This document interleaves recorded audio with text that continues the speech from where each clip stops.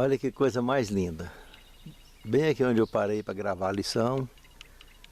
Um pé tão pequenininho de mangaba, com tanta fruta desse jeito. Que pezinho mais generoso. Olha só.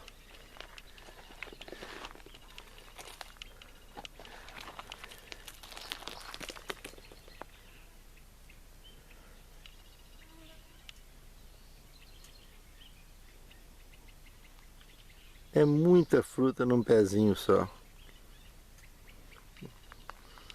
E madura, olha.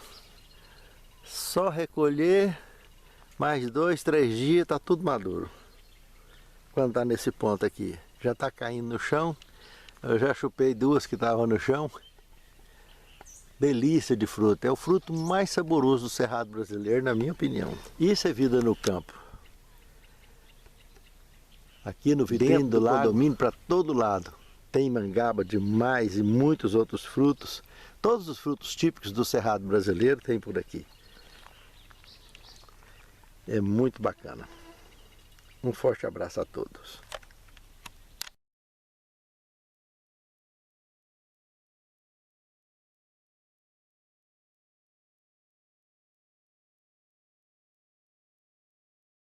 Olá, meus queridos irmãos e irmãs. É uma alegria enorme para mim revê-los, sempre através do estudo da Palavra de Deus. Hoje temos uma lição linda para estudarmos e eu gostaria de convidá-los para uma oração. Santo Deus, muito obrigado, Senhor, por esta oportunidade maravilhosa de abrirmos a Tua Palavra e buscarmos nela, Senhor, a orientação necessária para o nosso viver diário. Nos abençoe, Senhor, para que a nossa fé se fortaleça cada dia mais, buscando essas orientações na Tua Palavra e buscando em Ti e de Ti as bênçãos necessárias para sermos vitoriosos com a nossa missão. Que a nossa missão e a Tua missão estejam unânimes, conduzidas por Ti, dirigidas por Ti, e a Tua vontade seja feita sobre todos nós. Prepare-nos para o Teu reino, habilita-nos para o cumprimento exato e pleno da missão que Tu tem confiado a nós. É o que te pedimos, agradecidos em nome de Jesus. Amém, Senhor. Desculpas para evitar a missão, o tema de hoje. Muito importante esse tema aí. Aqui temos um texto de Isaías, capítulo 6, verso 8, que diz o seguinte: Depois disso, ouvi a voz do Senhor que dizia: A quem enviarei? E quem há de ir por nós? Eu respondi: Eis-me aqui, envia-me a mim. Aqui tem um exemplo do profeta Isaías, né? Que foi objetivo, que foi claro dentro dessa questão. Não tem a menor sombra de dúvida. Ele esteve disposto, assim como Abraão, quando foi chamado, não hesitou. Mas nós estudaremos hoje sobre um personagem, o profeta Jonas, que não foi bem assim a situação. No segundo tema, nós temos aqui nossas desculpas, medo.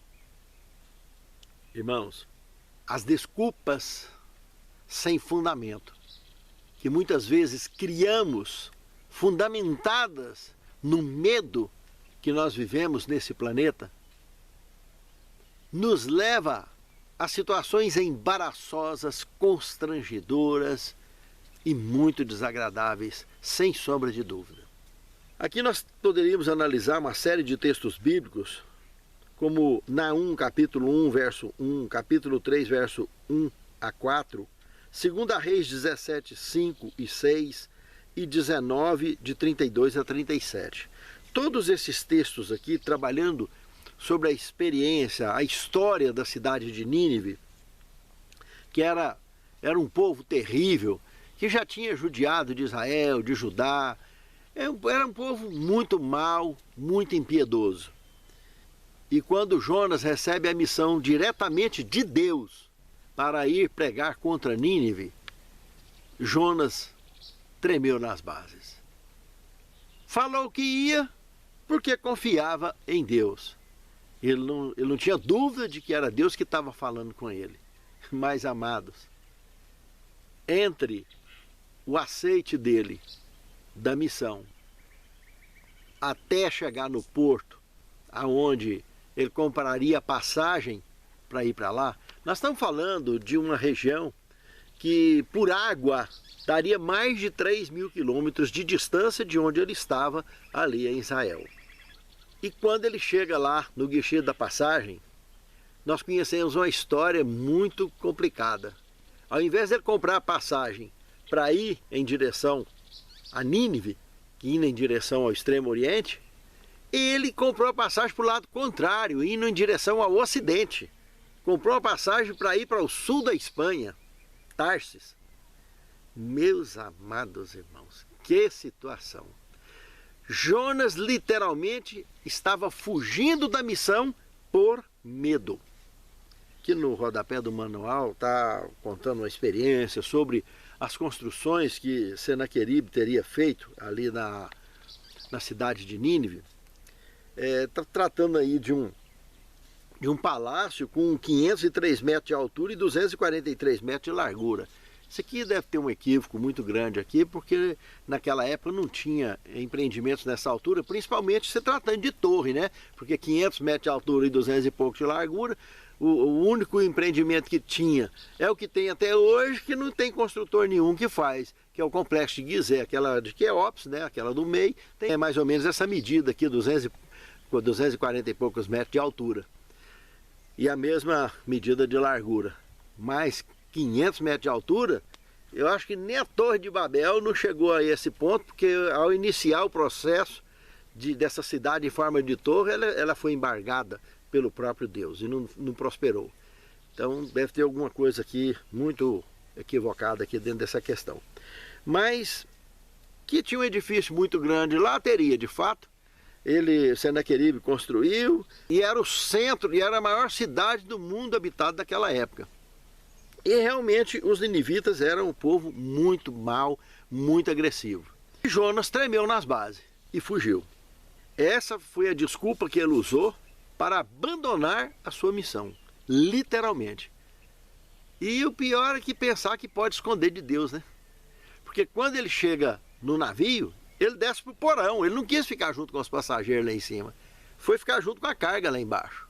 Pior que tudo isso é entrarmos no terceiro tema, comentando sobre nossas desculpas e ideias falsas. Pior que o medo são ideias falsas, é você criar desculpas, criar nomenclaturas, criar situações para justificar o seu próprio medo ou suas próprias escolhas e atitudes erradas.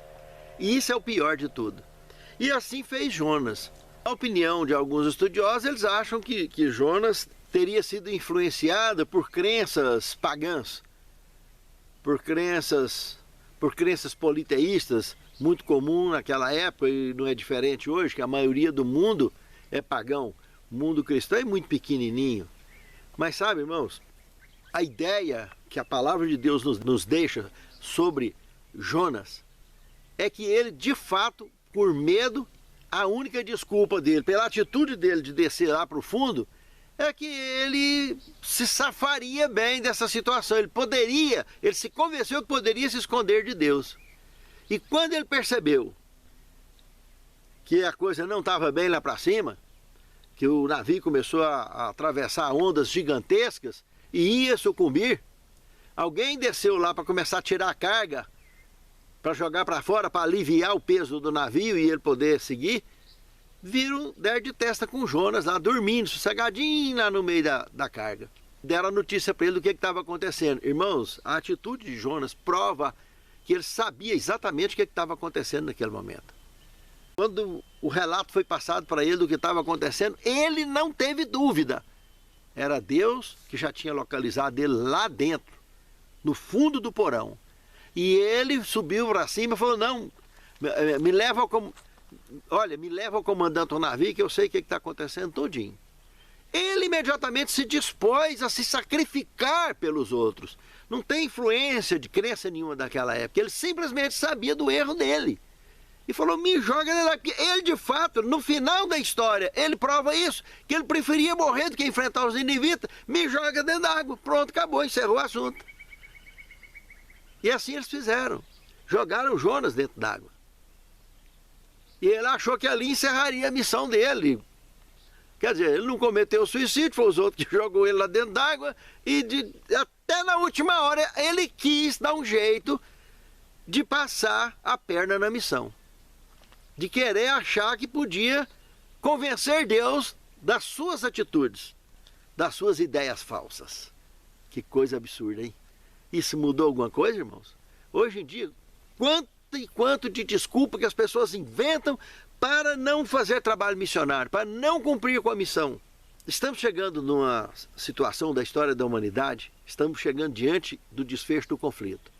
Quantas e quantas pessoas que já deveriam estar providenciando os seus lugares, em refúgios, em lugares tranquilos, para que pudessem enfrentar a turbulência que está por estourar a qualquer momento, e ficam criando desculpas desfarrapadas por causa de medo, criando ideias falsas, antibíblicas, para se justificar onde estão.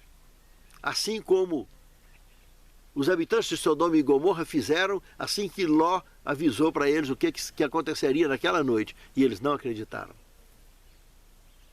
Por acaso não está se repetindo a história das ideias falsas?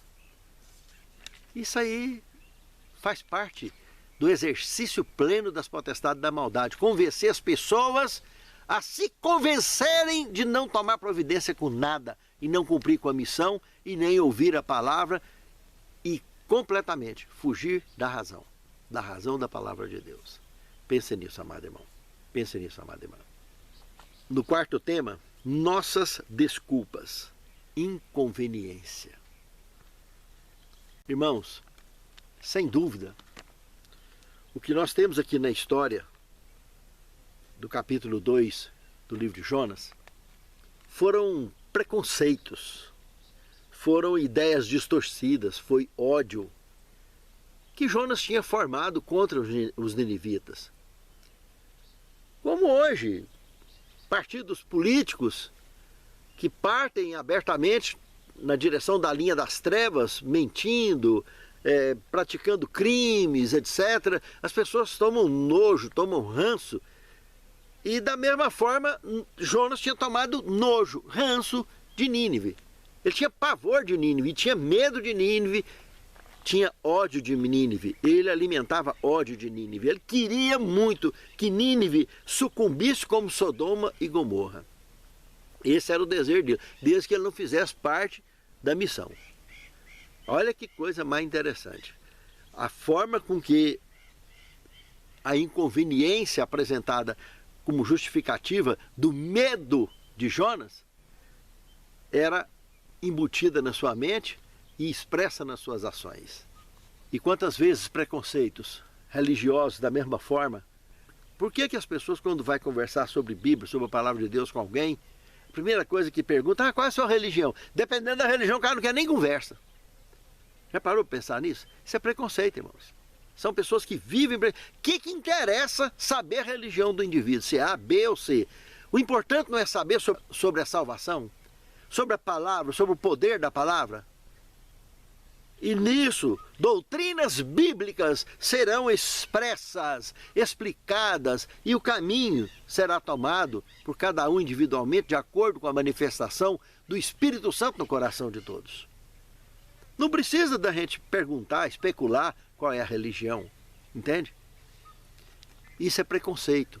Agora, uma coisa que nós vamos abordar dentro dessa história de Jonas são duas coisas interessantes. O resultado da fuga dele, é o primeiro que nós vamos analisar, e o segundo, o desfecho da missão dele. Vamos lá. A fuga de Jonas, então. Não tem mais de 3.000 quilômetros da onde Jonas estava, lá para Nínive, indo por água. E a Bíblia não conta que ele já estava indo na direção oposta, ou seja, ninguém sabe quantos quilômetros que ele já tinha avançado na direção oposta, que não era diferente a distância indo em direção à Espanha. Tá bom. No meio desse caminho, uma viagem que naturalmente, tanto na direção quanto na outra, era viagem, dependendo do clima, podia durar até mês. Raciocina comigo. Como que Jonas é lançado dentro d'água, como ele pediu para ser lançado, e agora Jonas, em 3 dias apenas, estaria lá em Nínive. Então vamos começar a pôr umas coisas no lugar. Nós estamos falando aqui, irmãos, de tecnologia que até hoje a nossa cultura não conhece. Qual é a prova que nós temos de tudo isso? Que Jonas não entrou na boca de um peixe. Se Jonas entra na boca de um peixe, ele tinha sido literalmente esmagado. Ele ia dar óbito, irmãos, por falta de oxigênio e uma série de detalhes. Mas lá dentro, na narração de Jonas, ele consta detalhes que ele viu no fundo do mar. Como que ele estaria vendo de dentro da boca de um peixe, irmãos? Começa a analisar todas essas coisas. Ele ajoelhou, mas não ajoelhou nem na língua e nem no estômago de nenhum peixe. Ele ajoelhou para orar e o Senhor olhou para ele. Nós temos uma sugestão bem interessante no capítulo 41 do livro de Jó. Aí fala sobre um Leviatã. Se você analisar o Leviatã, analisar o capítulo 41 todinho, você pode perceber que ele tinha escamas que entre uma e outra não passava nem oxigênio. Ele tinha couraça de aço. Couraça, irmãos, só foi aparecer na Idade Média para construir navios e embarcações. Naquele tempo a única couraça que existia era de alguns escudos de algumas culturas. Escudo de guerra, esses de usar de confronto pessoal.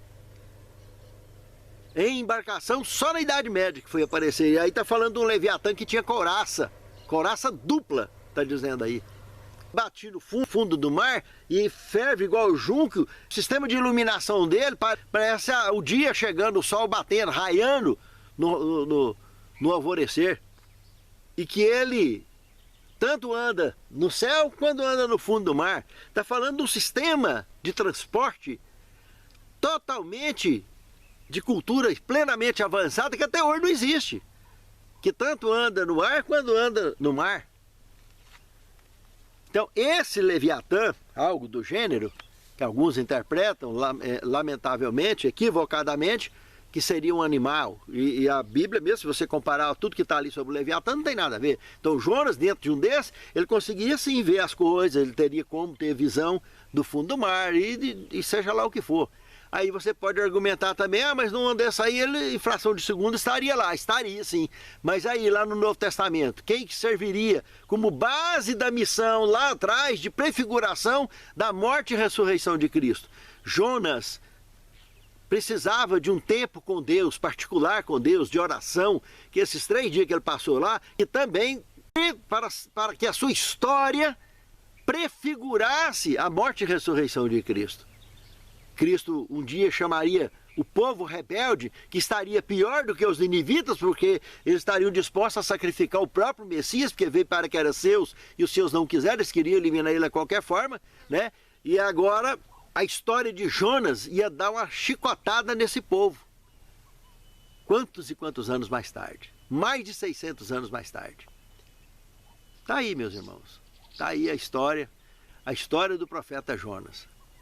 Jonas, então, dentro de um sistema avançado desse, por propósito divino, ele passou esse período lá. E outro detalhe. Digamos que a ideia da maioria fosse, então, uma baleia, que seria o mais apropriado. Filhote de baleia, ao se aproximar 1.000, 2.000 metros de distância da praia, ela já encalha, irmãos. Entende? E como que ela lançaria ele lá na praia, e ele desceu sequinho lá e sem catingar peixe. Saiu cheirosinho, foi embora, cumprir com a sua missão. Entende, irmãos? Lá fala, irmãos, aqui no texto bíblico do livro do profeta Jonas, está falando que ele foi lançado na terra, ele foi jogado, ele foi vomitado. Vomitado na terra, cuspido na terra. Ou seja, que seja lá o que for que levou ele, desceu ele na praia e voltou para a água e foi embora. Então não há nenhum espaço para dúvida quanto a isso. O fato é que Jonas agora, então, ao descer desse sistema de transporte que levou ele ali, ele foi lá para cumprir a missão. E o desfecho da missão foi algo mais curioso ainda de tudo, porque ele entra na cidade e prega o povo à sombra de medo. O próprio rei decretou jejum e oração para todo mundo, até para os animais. E Jonas que colocou a barraquinha lá no final da cidade, na parte externa da cidade, não estava vendo na hora de ver o fogo descer do céu e consumir só. Deus, conhecendo a intenção de Jonas, fez com que numa noite nascesse e amanhecesse uma boboreira mais linda, cobrindo a barraca dele, aquele sol causticante de deserto que tem ali naquela região. Imagina, a pessoa curtir 50, 55 graus ali, diários de calor, aquela sombra maravilhosa cobrindo a barraca. O tanto que Jonas achou interessante aquilo. E Jonas, no fundo, estava se achando bambambam. Ah, realmente, né? Deus viu que eu acabei tendo coragem de vir. Tem coragem, que jeito? Ele caiu no mar e foi tragado logo por esse sistema de transporte. Foi parar lá depois de 3 dias. Um lugar que normalmente numa navegação normal ele gastaria quase um mês ou mais. Então ele está ali agora. Ele achou o seguinte: não, eu fui lá cumprir com a missão, agora Deus está me recompensando, agora Deus está me abençoando de verdade, porque finalmente eu fiz o que deveria ser feito. Ele se achando. Culto gospel naquela época? O que é o culto gospel? É aquela que o pregador sobe, né, e quer chamar a atenção para si. Chega no final, vem para cá, vem para frente, e pá, aqueles apelos, para ficar o quê? Quem é que é para ficar na imagem da pregação? É o pregador? É isso que a palavra ensina? Que dia que foi que Jesus chamou as pessoas desse jeito? Não, meus irmãos, Jesus nunca pregou desse jeito. A pregação de Jesus, ele como filho do Deus vivo, ele deixou bem claro que aquele que se exaltar será humilhado, e o que se humilhar será exaltado. Ele é o Deus que chama as pessoas a ele para ter vida. Pregador não, pregador é instrumento na mão de Deus. Jonas era um instrumento que Deus estava usando e usou para cumprir com a missão, mas Deus não desistiu de Jonas. Queria que Jonas fosse curado, mas estava ali até no final ali dando problema. Jonas foi um instrumento difícil de ser afinado, não tinha diapasão que estava dando conta de afinar ele de acordo. Só Deus que teve jeito com ele e conseguiu, com essa história da boboreira, dar um tapa nele. Bem dado. Agora que a boboreira estava ele no maior prazer de ver aquela boboreira, na maior alegria de ver aquilo, se achando bambambam da razão de ter recebido aquela dádiva, né? Aparece lá uma lagartinha, parecendo a formiga atômica, né? Pim, comeu o trem todinho. Comeu a boboreira todinha, derreteu a boboreira na cara dele. Esse Jonas ficou tão irado, saiu chutando ponta de areia para lá e para cá, irritado que só. E Deus chama ele e fala: rapaz, você por causa de um pezinho de abóbora desse aí, você está nessa raiva toda, e você queria que eu destruísse milhares de pessoas e animais que se converteram, se arrependeram, jejuaram e estão lá, mudou o rumo da história. Presta atenção, meu filho, fica atento. Tá aí, meus irmãos, a história de Jonas. É no 5º tema que nós percebemos que nossas desculpas, conflitos desconfortáveis, é por rejeitar a palavra de Deus, por ter preconceito demais na cabeça, tradicionalismo demais na cabeça, é que a gente tem dificuldade de aceitar e principalmente de praticar as verdades bíblicas. Nós geralmente praticamos aquilo que nos convém, acreditamos naquilo que nos convém. Aceitar a palavra bruta como ela é, limpa, pura e cristalina, essa é difícil, meus amados, porque ela tira da zona de conforto, completamente. Porque as nossas desculpas de não aceitar, de não acreditar, de não obedecer, a voz de Deus, quando ela vem no nosso coração, vai levando para depois, empurrando com a barriga, até não ter mais jeito, como foi para a mulher de Ló e como foi para os habitantes de Sodoma e Gomorra. Aqui, nesse caso de Jonas, a cidade de Nínive foi salva. Não pereceu ninguém, nem um animal morreu. Hoje, na história que está relatada em toda a Bíblia, do que já aconteceu no mundo, e no que está projetado a acontecer com esse mundo de hoje, meus irmãos, será algo inimaginável. Que Jesus falou que as pessoas vão ranger dentes de medo e desmaiar de terror. O que você está fazendo para não ouvir a voz de Deus a respeito de se preparar para enfrentar essa última grande crise traçada, escrita, profetizada na palavra de Deus? O que você está esperando? Que loucura! Não vacile, amado irmão, amada irmã. Não fique dando desculpas, porque os conflitos desconfortáveis que serão enfrentados nessa última crise, meu amado irmão, minha amada irmã, vai ser muito tenso. Pense nisso. É gravíssimo. No sexto tema, eis-me aqui, envia-me a mim. Aqui temos Isaías capítulo 6, verso de 1 a 8. É verdade que o profeta Isaías, irmãos, ele fez como Abraão. Abraão foi chamado e tomou uma decisão muito grande de convencer seu pai primeiro, porque as famílias patriarcais, paternalistas, e assim eles fizeram para seguir. E assim Abraão teve que convencer seu pai Terá dessa missão. E o que Terá de pronto aceitou. E eles foram em direção a Harã para ir de lá para a terra prometida. Abraão cumpriu com êxito do início ao fim a sua missão, com todas as dificuldades que ele enfrentou. Isaías foi cortado ao meio, foi cerrado ao meio. Jeremias, coitado, quanto e quanto sofrimento aquele profeta passou. E acabou sendo, no fim, morto pelos seus compatriotas, lá na região do Egito. Não é fácil, meus irmãos, às vezes cumprir com a missão. É sempre tenso ouvir a palavra e praticar a palavra. Mas nós temos uma eternidade garantida para nós. Desde que aceitemos sermos salvos pelo Senhor e abraçarmos definitivamente com a nossa missão. Pense nisso, amado irmão. Pense nisso, amado irmão. Eis-me aqui, envia-me a mim. Essa deve ser a nossa resposta sempre. E o sétimo tema, o Senhor é sempre fiel. Eu queria citar um texto de Profetas e Reis, na página 157, que diz o seguinte: na tarefa que lhe fora entregue, Jonas recebera uma pesada responsabilidade. Contudo, aquele que o havia mandado ir estava apto a sustentar seu servo e garantir seu sucesso. Se o profeta tivesse obedecido sem questionar, teria sido poupado de muitas experiências amargas e teria sido abundantemente abençoado. Apesar de tudo, no desespero de Jonas, o Senhor não se afastou dele. Ó Senhor, temos a certeza absoluta que Tu nunca, jamais nos abandona. Que o Senhor não desiste de nós enquanto demonstramos em nosso comportamento e em nosso íntimo o desejo de permitir completamente que Tu guie a nossa vida e as nossas escolhas. Santifica-nos, Senhor, na Tua palavra, porque a Tua palavra é verdade.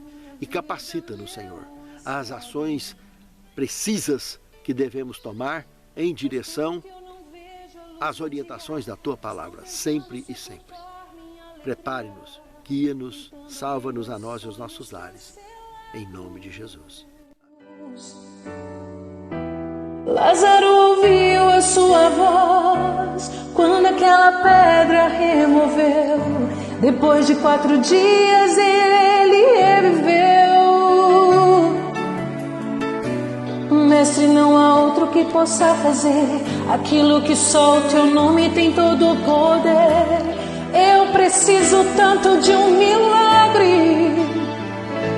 Remove a minha pedra, me chama pelo nome, muda minha história, ressuscita os meus sonhos, transforma minha vida, me faz um milagre, me toca nessa hora, me chama para fora, ressuscita-me.